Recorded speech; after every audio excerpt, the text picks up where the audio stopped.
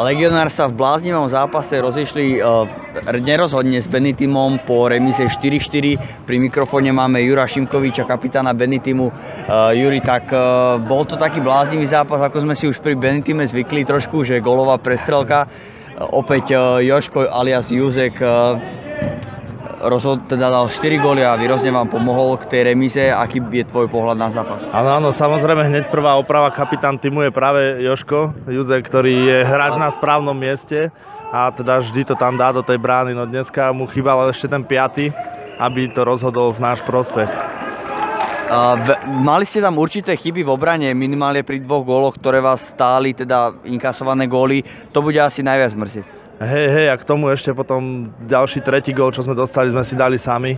Že vždy radi vyhrávame aspoň na góly, keď už je to tá remíza, tak si šupneme. Už máme hat-trick, máme 3 vlastné góly za tento turnaj, tak dúfame, že už na budúce bez vlastného pôjdeme.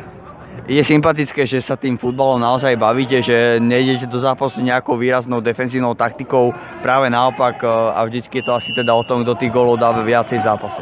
Hej, no snažíme sa, aby sme to boli vždy my. A niekedy to vyjde, niekedy to nevyjde. No, ešte nie je všetko rozhodnuté, takže tešíme sa na ďalšie zápasy. Juro,